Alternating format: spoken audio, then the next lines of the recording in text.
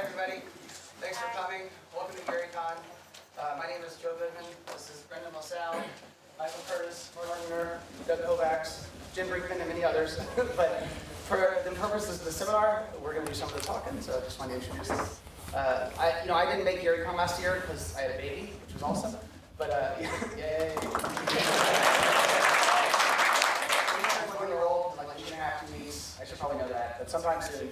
But in the coming years, I'm hoping to bring my older son here to GaryCon, and it's awesome to see how many of you guys are coming now with your kids, since I've been coming here since I think GaryCon 2. And a lot of you guys, I guess the kids were young, but now you're coming back with kids, which is awesome, and it's awesome to see them playing these games. So sometimes even their own kids. Yeah, it's good. Anyway, welcome here. For those of you who don't know, now is a great time to be a DCC fan on Kickstarter. We have a free license for third-party creators. And there's a lot, maybe 6 Kickstarters running right now for third-party DCC products. We don't actually make any money off these. It's all just guys in the community who are, they want to share their ideas with you guys. So if you haven't already checked it out, just check it out. It's really cool what's happening on Kickstarter for DCC fans. So I'm going to try to be done by 2 o'clock. I know a lot of you guys have 2 o'clock games. So we're going to cover a lot of ground, maybe kind of quick.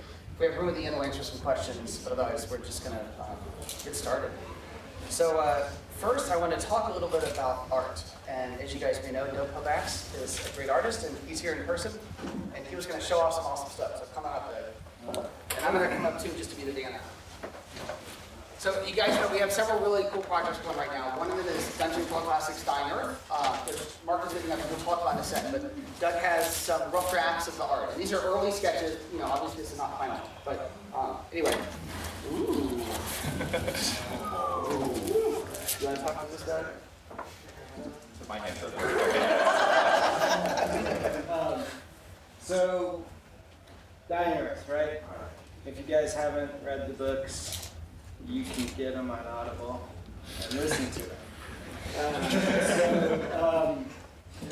I haven't seen a cover for Dying Earth that I feel like is as good as this one. I got to Jack Vance a little bit later. I didn't read a lot of the Appendix N already, but I wanted to read this book based on this cover because it's so weird looking. And initially, I actually only ever read it when I was drunk, but that's over now. So, but that cover just it captures some kind of feeling to it. That I don't think I've seen for anything else, and it's a little bit of a challenge to do something where the sun is red, because imagine if the light source was red, everything would be very dark. So I'm trying to kind of reproduce that color scheme here, and then add my own stuff to it. So, You got 20 seconds left. I think it's chapter 2. Can I find this? Actually, you try to find it. I'll try to find it. I found it. It's chapter 2, Sill. The first sentence in there. Read that. That's kind of what this is. So I'm just inspired mostly. A lot of Jack Vance is a lot of like extensive conversation, which is totally great, but you can't really capture it in a painting. So, but there's many scenes in Eyes of the Overworld and Kugel's Saga where it starts out, Kugel's just like trudging across the landscape, going from one thing to the next thing, and the Earth's dying, and it's pretty great, right? So yeah, here's the line. Sunset across the northern wastelands was a mournful process, languid as the bleeding of a dead animal. Twilight came to find Kugel toiling across the salt marsh. right. That's perfect. So then after that, he finds a broken tower, some bandits chase him up in there, he encounters a ghost, he gets cursed by the ghost, and he gets cursed by the bandits after it kills him. So I just ruined the story for you. Awesome. So guys, this is like the early, rough draft. It'll get refined many times, but it's awesome. Right. It's very inspiring, I If think. it was a wraparound, We were debating this yesterday. DCC would probably go there, and that would be a back cover. So let's show the other ones real quick. Yeah, so another one that's in the works, as you guys know, Harley Stroh has been working on DCC number 100 for approximately 100 years. And it's finally done. It's an amazing module. It's the one we showed you pictures of. It has 4 spinning wheels. It's a dungeon where all the parts spin and interact. I don't know how we're going to manufacture this, but Doug's working on the art and it's awesome. So, yeah, again, a wraparound cover. So Harley, I was texting back and forth with Harley, and he was giving me suggestions. And the core of this one is that there's some monastery of priest philosophers, I think, who are summoning up chaos from outside of the universe and somehow interacting with the 4 elements and specifically leaving out air. And so there's void, water, fire, and earth. And this is all the nonsense that's beyond the universe, and that's the universe right there, waiting to be destroyed, like it always is, right? So, there's that, right? And then the last one is, this is a little bit rougher and hard to read from far away, but this is what's it called? Riders on the Phlogiston, which was the tournament last year. So many of you guys probably played that at Gen Con, and it'll come out at this year's Gen Con. Yeah, so it's a dungeon with a lot of stuff going on, right? That's mostly what we do here.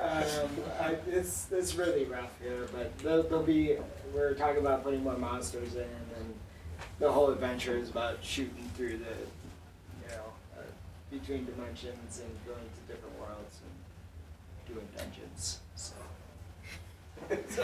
That's kind of what's going on here. It'll be refined, but like process-wise, this is if you can't come by my booth, all this stuff is too small. But I have a bunch of like earlier, like I'll figure stuff out smaller before going on to larger, and you can. There's always points at which you can revise things and change things, make them better.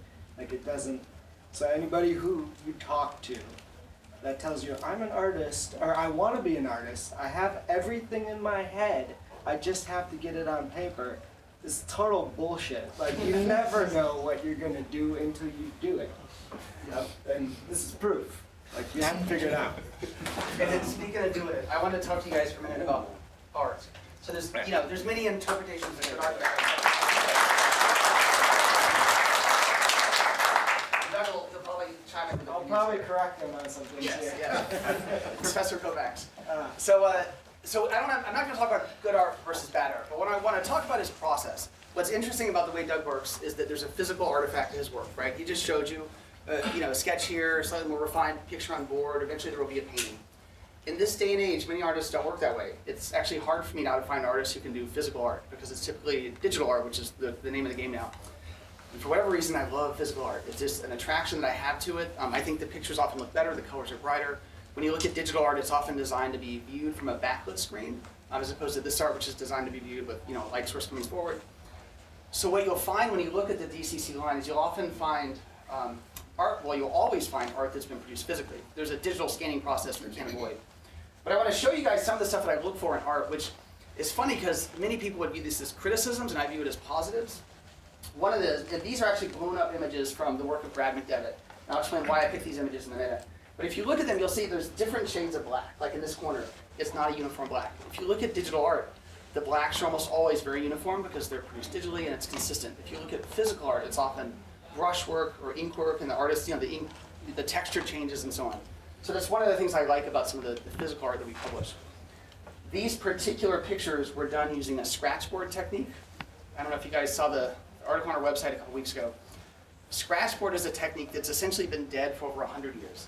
But it was used, we like Appendix N. A lot of the artists who illustrated the works in Appendix N that were originally published in the pulp magazines back in the 30s worked in a technique called scratchboard, including Virgil Finlay, who many of you may know is one of the best artists that era, Hans Bach. Yeah, exactly.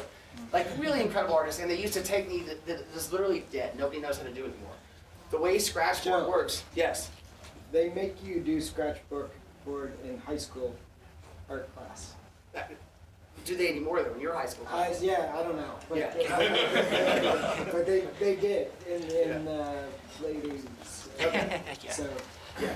It'd be cool if they're still doing that. Like, I'm not. I That'd be cool. think it's kind of like Catcher in the Rye. They don't even Like, do nobody art can in school write it, anymore. but everybody reads it in high school.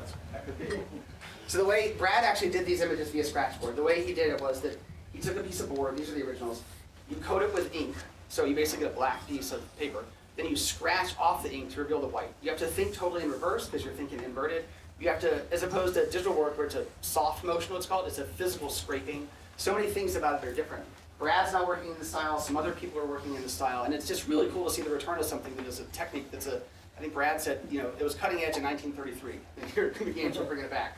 So I just wanted to comment on the fact that we are producing art that's physical. It does have a unique look, and I think there's elements of it that you can see in the art, whether it's the shades of gray, whether it's the bits of pencil that are still there after not being fully erased. Stefan often leaves, I like your bits of pencil, but little bits of pencil sketch that are visible in his art. The gray tones that a lot of the guys, like Stefan's actually been doing a lot of gray ink washes in his work lately, and there's like a splotchiness to it that when you do digital grays, it's very smooth, and you don't get that texture that you get in some of the other work. So this is just some of the things you may see in our art, and you may not even notice initially when you're looking at these books that these qualities are there. If you compare it to many of the other books that are being published now in the RPG space, I think it's a very distinctive look. Anything else you want to add? You guys should come to my booth and buy the Hobonomicon, which is DCC stuff where I cut Joe out of the process.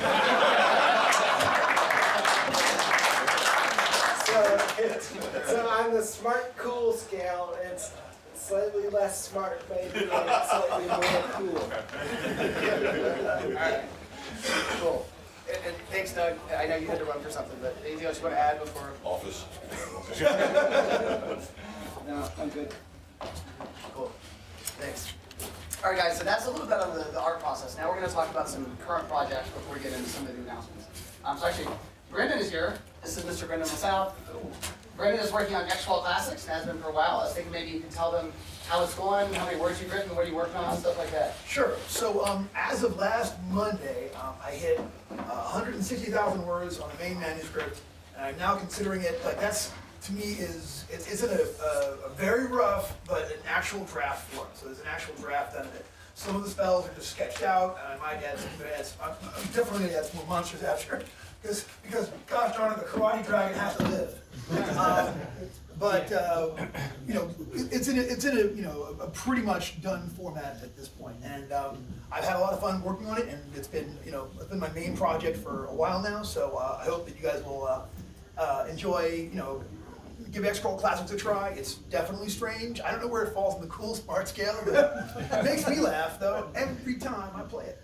So now tell them about the half work. Oh, sure. The playtest. You guys, X-Scroll. Hopefully you've all played it in one version or another, but it's a tremendous amount of fun. It's televised dungeon crawling mixed in with celebrity status, reality TV, reality gladiator games, and win fabulous prizes, and a little NASCAR patch over, sprinkled in that there for fun. So he has a couple of free shots of him as he runs away, but he also either that or if he decides to not do it, he gets a pretty significant penalty on his attacks that round. So gnomes have some illusion type spells. They've got a little bit of thief skill things happening on, and so far in playtests they've been real popular. Or people are going like, gnomes, are you kidding me? People who have tried them have really enjoyed them. Most people have poo-pooed them because of the whole gnome thing. But there you go. I like it. So it's like manuscript's basically done or 95% done. I would say it's in a draft form now. It needs a really good shakedown. Some of the spells are just sketched out, like there's no real just the numbers of what's going on. No descriptive text that happens. Such. I've had a lot of fantastic help. Val. Jimmy Valier has done some fantastic work for it. It's got 5 new patrons, including Prometheus, who Val has done, and it's just like, it'll cross over nicely into your regular DCC game. It's one you might want to consider as an option if you don't mind a little blood and gore involved with your spell casting, which I'm thinking most of you guys do not. And I've also done some material effects. It's got a whole I wanted it to have a filled out material table, so rolling material magic, it's a D percentage and then you add 10 times your luck modifier. So I figured let's do it all the way up. So mine goes from -29, which is pretty gross if you get that one, all the way up to 130.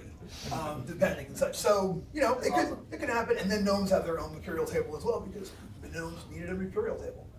So guys, Xcrawl's been around for 2 years. 2002. Yeah. Oh, well, since like Quite a Xcrawl while. Classics, I've been running Xcrawl Classics since 2016 Gen Con. That's amazing. Yeah. And this is what makes a fun game. Like he must have run, I don't know how many sessions. Oh, The playtester a list, lot. the manuscript is this long. So it's gonna be a lot of fun and very, you know, polished, and it'll be great. So it's coming along soon. You'll hear more about it as it gets closer to the front. Yeah, if you're one of my playtesters, you know, check your inbox. All right, cool. So I'm gonna step over here and walk you guys through some of these fancy posters. We're gonna talk about some stuff going on.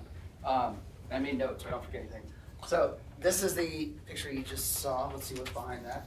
So this is so we've been working on the next volume of the Judges Guild Collector's Edition. That was the giant book that we published, I think, 2 to 3 years ago. This is a picture, for those of you who can see it, of the original copies of Dungeoneer magazine. So Dungeoneer #1 is the magazine that Janelle Jacquays published in 1976, the same month that TSR released the first issue of The Dragon. It goes back that far. It was the original D&D zine. What we were able to do, working with Bob Bloodside Jr. and Janelle Jacquays, they actually have copies of the original zine editions. So many of you have probably seen the Judges Guild did a re-release of like the first 6 issues. I'd actually never seen a copy of the original zine. So we have for sale in the dealer's room an actual original scanner #1, but the collector edition will feature all of these, which is kind of a new find for us, in addition to Book of Treasure Maps, Caverns of Thracia, Dark Tower, some of the issues of Judges Guild Journal, etc. And it's slowly moving along as we scan all this stuff. So this is just to let you know it's still moving along. This is an example of some of the scanning work. One of the fellows who does the scanning is Steve Crompton. Some of you guys may know that name. He's the guy who invented Grimtooth, among other things. But this is something he provided a before and after picture of how he does this crazy level of scanning that he does. But he goes over each page, scans the originals. Most of the originals are 40 years old. And this is the before. You can even see like they're all typewritten. Even the typewriter letters are all kind of goofy. And he cleans it all up. So this is the slow, steady process to making this stuff look very legible and very readable, which you'll eventually benefit from. The other thing he's done is that some of the original issues of Dungeoneer had I'm going to turn this whole thing sideways so I don't steal the thunder of the next one. But they had printer registration issues. So when the printer printed the colors, like, the 2 colors are supposed to go like this, and they ended up off slightly. So you'll see this is the original one, and you can see this better if you come up close afterwards, where the colors didn't line up with the black ink. And this is him having hand redrawn all the colors to get them to match this right. So it's pretty crazy what he's done. And but when you guys finally get a final version of this thing I've been talking about for years, it's going to be really impressive and it's going to look great. So Judges Guild is still moving along. The next thing I wanted to show you was the next issue of Tales from the Magician's Skull. So this is the magazine that we launched, I guess, about a year ago, which is a magazine of sword and sorcery fiction. This is our attempt to stay connected to Appendix N via new works in the same thematic vein as some of the original Appendix N works. And we launched the Kickstarter for the first 2 issues. The response was great. So we're actually almost done with the 3rd issue and going to eventually offer subscriptions and keep moving forward. But we wanted to get the 3rd issue done first. Anyway, this is the cover for it. This is by San Julian. Many of you guys know his name. Or know his work, even if you don't know his name. He did a lot of the covers for Creepy Magazine and Eerie Magazine back in the 70s, as well as a ton of other stuff that you'll know immediately when you see it. He did a lot of the Vampirella covers back in the 70s. He does amazing work, a lot of work for heavy metal. This is an illustration of one of the stories in the magazine. But anyway, this is the cover #3. You'll see this on Kickstarter in a month and a half, something like that. We're almost done putting it together. The editor, Howard Andrew Jones, for those of you who don't know, he's now editing, he works now for the company that publishes Conan, and he's now editing the current line of Conan fiction. So he's about as close as you can get to the pulsing vein of Appendix N. And then his other gig is working on this as the editor for this magazine, so it's pretty awesome. So the lineup of the articles for sure is really great. It's awesome. And you'll see more of this soon. So the next thing I want to talk about, which was the Cthulhu alphabet. I think you've seen this cover before. This is Errol Otis's cover. This one has finally come into the forefront of the queue. It's in the spirit of the dungeon alphabet. A is for altars, B is for books, C is for cultists, N is for Nyarlathotep, and so on. But every page is heavily illustrated, really beautifully done, and has random tables for generating sort of Cthulhu mythos flavor into your games of any kind, whether it's Call of Cthulhu, DCC, whatever. This cover is by Errol Otis, which I think really sums up Cthulhu in a cool way. But you'll see this on Kickstarter within a month or so, I think. We've been working on this for like 2 years, but all the art's finally done. There's a crazy amount of art. I mean, there's art on every single page, mixed in with the tables, just like Dungeon Alphabet, and it looks great. what I want to talk about next. All right, so this is the cover to DCC number 99, which is the Star Wound of Abaddon. So we had discussed this somewhere, but Marzio, I'm going to butcher his last name, but Muscaderi wrote this, and it won our game design competition, I want to say in a year and a half ago, whenever that was. And the art is now complete by William McCausland did this cover, and you'll see this, it's moving through the layout process, and it'll hopefully be out in the summer. The next thing I want to talk about was, actually, I'll do some of the announcements and I'll talk to you guys. So let me grab some books. So Appendix N, y'all guys will know, is the list of books that inspired Gary Gygax to write D&D. There's an author in there called Saberhagen, Fred Saberhagen, and the only book actually mentioned in there is this one, Changeling Earth, which is a really great book. If you haven't read this, it starts off this series that is a mix of, it's almost like mutant cult classics. It's post-apocalyptic, nuclear weapons have become sentient, radioactive clouds become demons, there's sorcery, there's a radioactive atomic-powered tank called the Elephant, which is a mysterious artifact of the past. Like, it's really an amazing adventure story. It goes over 3 books. These are the original 3, Changing Earth, The Broken Lands, and The Black Mountains. And these are collectively called the Empire of the East series. This is one of the more obscure books in Appendix N. It's not Jack Vance, it's not Fritz Leiber, but it's an awesome series and worth reading, and when I read it, my mind was swimming with ideas. So we've actually worked with the estate of Fred Saberhagen to publish Dungeon Crawl Classics Empire of the East. So, yeah. So, this is the cover. This is by Ian Miller. Ian hasn't done a lot of D&D art, but Ian basically defined the look of Warhammer 40,000. So if you were playing Games Workshop products in the 80s, you would know his art. He did all the defining images for a lot of the 40K books. Anyway, but Ian did this illustration for the cover, Dungeon Crawl Classics Empire of the East, officially licensed by the estate of Fred Saberhagen. This will be a standalone book, and it'll probably come out later this year. It's not nearly as massive as, Fritz Leiber wrote a lot of Langmar stories, and the works of Jack Vance are quite extensive. This is not, it's not going to be quite as big, but it's a lot of great material for running, post-apocalyptic / you just got to read the books. It's awesome. And you can kind of see here, you have what was called the Elephant, the giant tank. You have the fantasy components. You have the radioactive demons. It's going to be a great book, and the art's amazing. So Jason Bay is the lead designer on this. You can find him at the Troll Arts booth, but he runs a lot of DCC as well as a lot of stuff for Troll Arts, CNC, and so on. He's done a great job controlling it. So the next thing I want to talk about was the next release in the original Adventures Reincarnated line. And I'm going to talk to Mike about this once I flip this over. But as you guys know, we published Into the Borderlands last year, which a lot of folks liked, which was great. Then we did I Looked Red after that, and we're working with Wizards of the Coast to sort of keep continuing that. And we're trading off between the tried and true bestsellers and the stuff that we all just love and really want to work on and talk about. So the next one is going to be Expedition Through Barrier Peaks.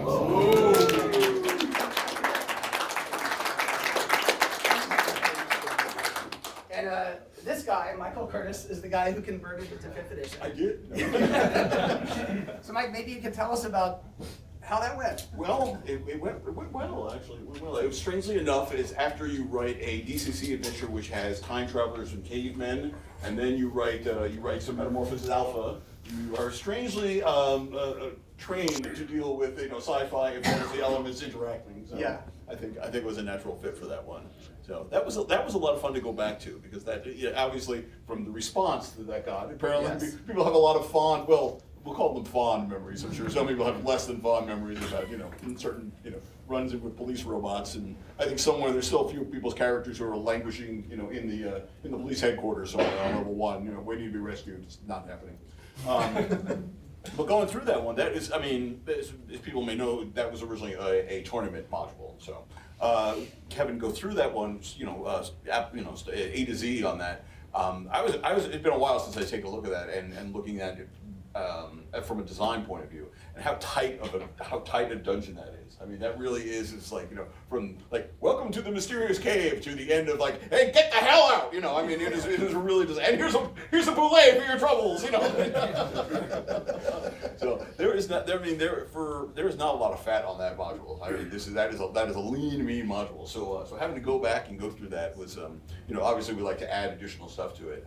So it was kind of challenging to figure out, like, okay, how are we going to expand on this already lean module? But luckily we found a way. We see what Gary kind of dropped and either was trimmed for space reasons or just because he forgot about it or whatever. There's a couple like dangling things. Like the whole thing is like, there's this invasion going on and people's forts are being destroyed. And for me, the adventure is just like, that's not in there. That's just it's more like the things are being thrown out the airlock and they're having to deal with it, but there's no real sense to it. So we got to play around with that a little bit. We got to kind of flesh out the area around the dungeon. I feel like I shouldn't get too far into it, just in case there are some people here who are unaware of the what exactly the expedition uncovers. But everybody else who does know, you know that it's not your typical. There's no orcs guarding a 10x10 room with a jet in there, or if there are, maybe there are now. I don't know. Maybe there are. We're not telling you. So. But the going through that's a great one. It's like in Gary's case, a lot of them were like the monsters that were used were let me go through the monster manual and find the weird monsters that nobody was going to use, and then apparently I don't have enough weird monsters, so I have to make up some weird monsters. So luckily there's been some more weird monsters which come down the pipe, so I had a little more to play around with. But it is challenging because you can't do at this point a vampire would be good, but you can't do a vampire because it's just thematically it just is not fit or anything. So it was a lot of fun. Like I said, it was a tight module, but I'm very happy with where it is right now. So. It's also interesting looking at the originals. It's a visual heavy module. There's a whole book of handouts that comes with it. And Mike, as I recall, your 5e stuff, your 5e editions, we're working on several new handouts to throw in there as well, as well as the originals. But when you go through all these old modules, what you discover is that some of the TSR made changes along the way. We were just talking about this, how you don't necessarily notice that until you look at it, but the first printing of this, actually, the handout art changes between the first and the second printing. For 3 or 4 of the handouts, for whatever reason, they swapped out a certain set of art for another set of art. And we actually tracked down Erlotus, whose art was subbed in for some of the other art and asked him why. And nobody seems to remember why. But we have scans in there of the original first printing and some parts of the subsequent printings because the art actually changes out over time. And it's been really interesting seeing that happen on all these projects. Tim is lending his excellent editorial work on it again. So it was funny between you and me and Tim. Like we had 3 different printings of it. We were like, well, page 47 has this. You're like, this one has that. So. Yeah, we had to go. You had the document, right? You had the original one. Yeah, it's been cool though. And speaking of Errol, we got him to come back and do some. Oh, good. Thank you for the reminder. Yeah, so there's a lot of amazing art in here by Erlotus and Jeff D and many guys. Errol's actually painting all new art for the end sheets. So when you open the book, that 11x17 space is going to have a brand new oil painting. Again, produced physically, actual oil on paint. But Errol's done an amazing piece of art that'll be there, illustrating the original content, but all new images by him. 40 or 50 years later, however long it's been. Better not be 50. It's been a while. Anything else you want to add to that? Or? Oh, he's got to run to his game. This guy runs so many games. Thank you, John. See you later, man. See you guys. Anything else you want to add, Mike? If anybody, by the way, if there's anybody signed up for the super secret playtest tomorrow, guess what you'll be playtesting. So while we're talking about some of the stuff Mike worked on, I was going to draw your attention to some of these printer proofs we have up here. So we're going to raffle some of these off. If you come by the booth Sunday at 1, we'll hopefully have a raffle ticket because you bought something. You also get a raffle ticket for coming to the seminar, so remind me to give you those before you leave. But these are some of the printer proofs for the Linkbar project, which is, actually we're almost done with the proofing process. There's 2 sets up here. So where's the foil ones? Yeah, they're in here somewhere. Let's see. So we have, these are the ones, over there. Yeah, so this is the, let me show you the difference if you can see this. This is the version that will be sold in stores, and if you did not back the Kickstarter, you'll get this version. If you back the Kickstarter, I'm going to move this so you can see how shiny the logo is. You'll get this version that has foil on the logo. So we have copies here of the distribution versions, as well as copies of, copy of exhibition, as well as copies of the foil versions. One of the cool things about the Linkbar project, I've had the chance to do many foil projects in my career. I've never had the chance to pick out 8 different shades of foil for the same project. So we have on these 8 different, and like this one's, if you can see the effect when you move it, 8 different shades of foil on the logos, including, what's really cool is, if you work with these printers, they have these giant books of all the foil options. And believe it or not, they have 20 or 30 options for gold foil and 20 or 30 options for silver foil. So we have 2 different kinds of silver foil. Then we got your red foil, your purple foil, your green foil, your blue foil. And this is one of the gold foils, there's another version. So the Kickstarter editions, if you back the Kickstarter, look really cool. So you guys are welcome to come up here and look at the printer proofs. The other thing you're welcome to look at is this map. So you guys may have seen the blown up version at the booth in the fall. Yeah, I know, too bad Doug's not. And you know what, again, going back to physical art, Doug drew every one of these buildings. I mean, that's what, and then painted them. It's just hard to believe how much, it's hard to believe he's still sane, but it's hard to believe how much work went into this. But this is a sample. Many people requested a cloth mat version. This is actually the printer sample of the backed cloth. If you want to come and feel this to get a sense of what it is, so you're welcome to come up later on and just feel the, get a feel for it so you know what it is. The other thing is, I wanted to have a contest to, guess the number of buildings in this picture. And whoever, guesses most accurately, wins some sort of prize. But unfortunately, we didn't count the number of buildings when we were making it. So I'm looking for a volunteer with severe OCD. I think I might have actually. All right, you're up. So whoever wants to count this, and then we'll maybe have a contest once we've established how many buildings are in here. But it's also just to reinforce the incredible effort that Doug put into this, actually hand painting whatever it is, 500, 1,000, however many buildings are in there. So it's really incredible. You should have them guess how many dead cells are in his carpal tunnel. Yeah, that's also an option. The other thing we have here at the show is the printer literally just finished the 4th printing at DCC and shipped it out yesterday. So these were overnighted. For those of you who backed the Kickstarter, this is a version of what you'll get soon enough. This is the Shannon cover. And Doug has the original painting at his booth. And it's funny, the original art never conveys as well. I mean, this looks great, but when you see the original, it pops more. Anyway, so if you want to go by his booth and compare this to the original looks amazing. We also have the San Julian Edition. There was only like 6 shipped here, but you'll get your copies if you're a backer. This is not the Kickstarter version. The Kickstarter version has red foil here over the logo as well. And then we have the brown cover, not to be confused with the original version that some of you guys own of the Demon Skull, I know. And then this is the one that I didn't tell anybody about. So sometimes Doug just sends me cool pictures. I'm like, man, we should use that. So this is, we call it the Egyptian Lich. You guys may know this guy we just call him Egyptian Guy, who's the model for this year's road crew. And this is his girlfriend, Egyptian Lich. So Doug did this art, it looks really cool. So we did a short print of a version of the core rulebook that'll just be a cons.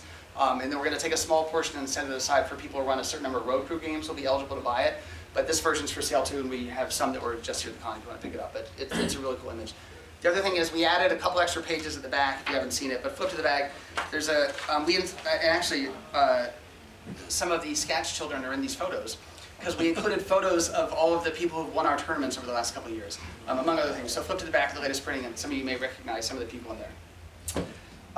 Let's see, the other thing I was going to talk about was, while we're here, Mark, I hear you've been working on DCC Dying Earth.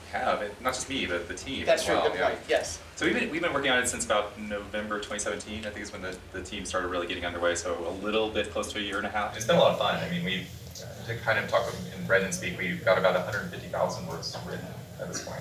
So it's a lot. So they'll be split over 3 volumes. There'll be essentially a player's guide, a player's library is what we're calling it, which includes the 4 new classes that are going to be brought to this. As well as a lot of ancillary information, about the setting and about, how to GM and judge or judging in that setting. And then there'll be, a lot of the work has been going into the Primer of Practical Magic, which includes, I think total across all the Dying Earth, we're doing 50 new spells.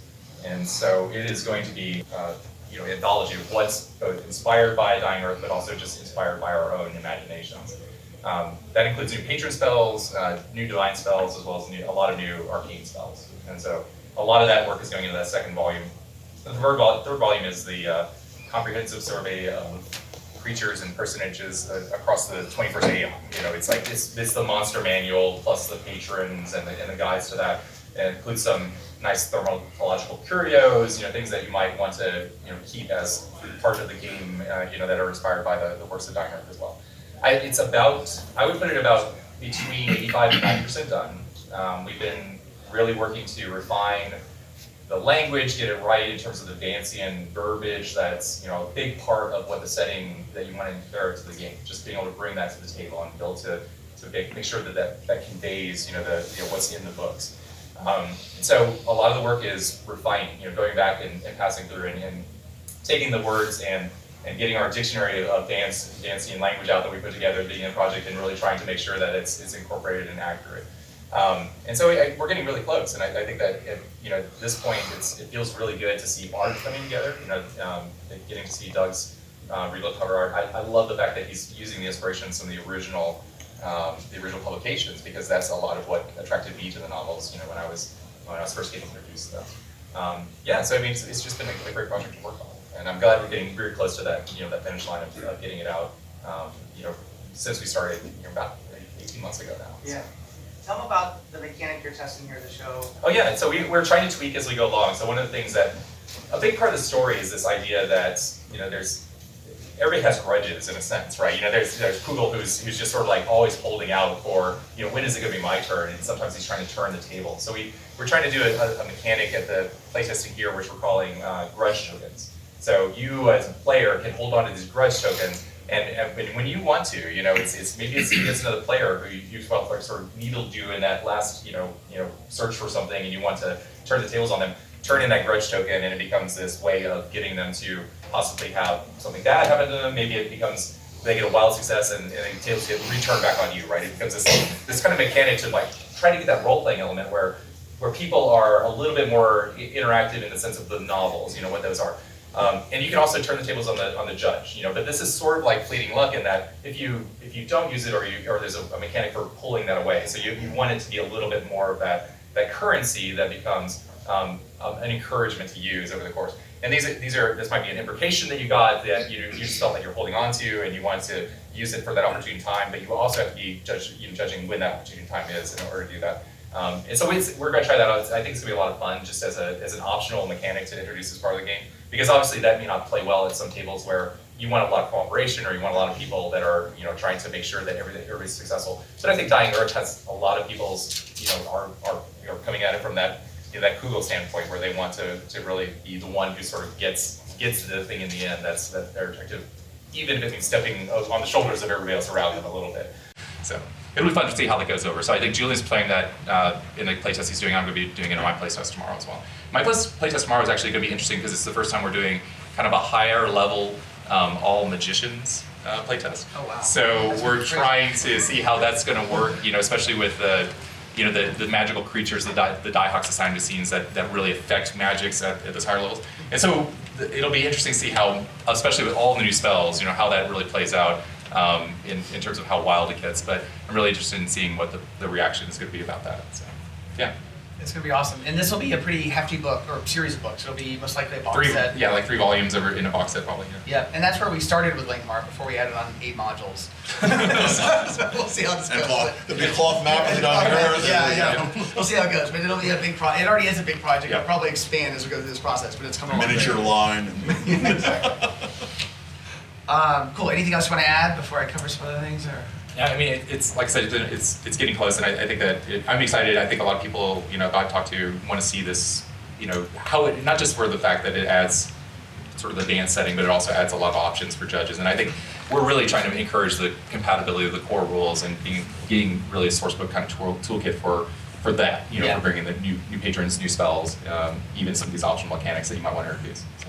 And actually, that's a good point. That this core rulebook will still run all of these settings. They're basically settings for the core rulebook perfectly well. And none of these would change the rules in even significant ways. You can opt in or opt out of block tokens and so on.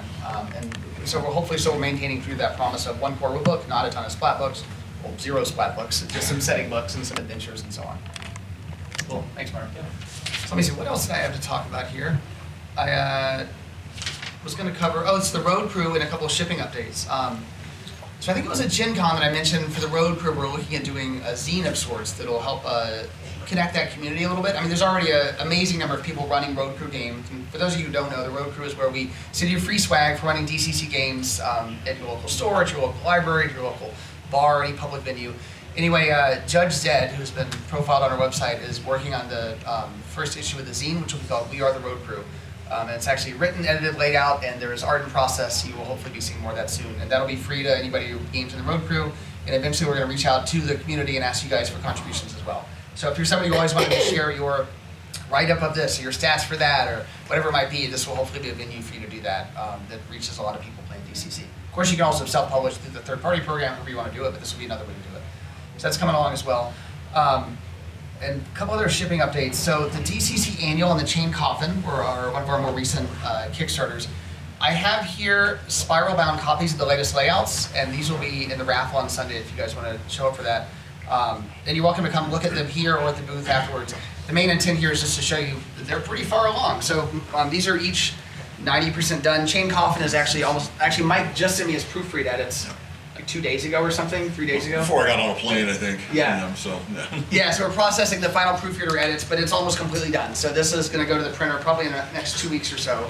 I mean, it takes a while to print because it has the spinning maps, but it's just about done. And then the DCC Annual, this is just a random piece of art that still needs a place, so ignore that. But the annual is just about done, and I know we haven't actually discussed a lot of the content here. So the art's amazing, the content's great. If you want to come through and flip through and check this out, you're welcome to do that either here at the booth later on. But they're both nearly done. Man, it's a good spread. And we'll be shipping to you guys as soon as they're ready. And then Trapsylvania has shipped. Nightmare Annual, yeah, so I think I'm almost done. Now, so that concludes some of our official announcements. What I'm now going to do is walk over here and pull out a painting, and then a couple of folks are going to come up to talk about this painting. So come on up, Jim. You guys are welcome to stay up here. Okay, yeah. Come on up, Jim and Jeff. You guys who don't know, this is Mr. Jim Kitchen and Mr. Jeff Easley. And I have...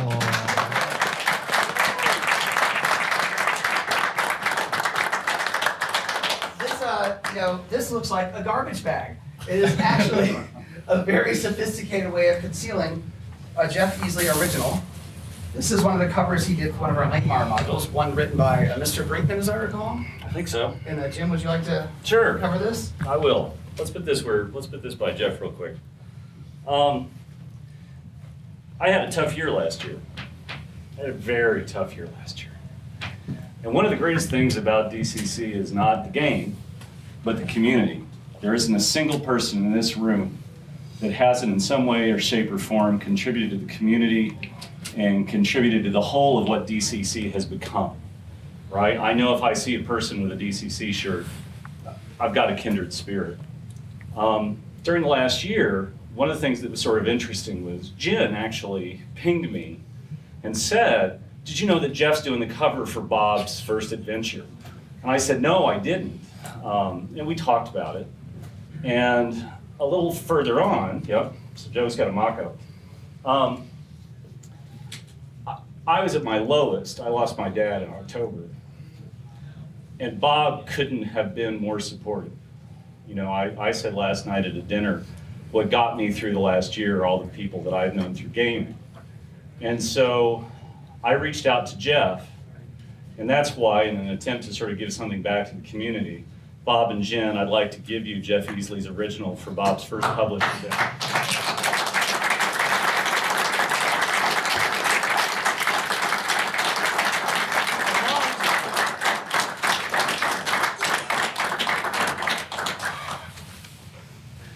You're a good guy, Bob.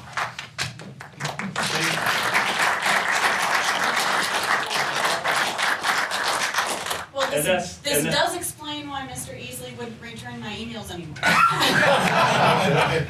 And so this is what our community is about. I can't think of anybody that's done more for the community than Bob and Jen in the last 4 or 5 years. We all know Bob is hoarse by the end of these shows. We all know the impact the Brinkmans have had on this community, and I'd like to think this is just one small way of giving it back. So, sorry for the shenanigans over the last day or so, but Bob, you're so welcome. And thank you, Jeff.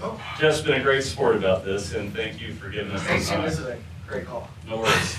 So, with that, our little interruption's over. Bob?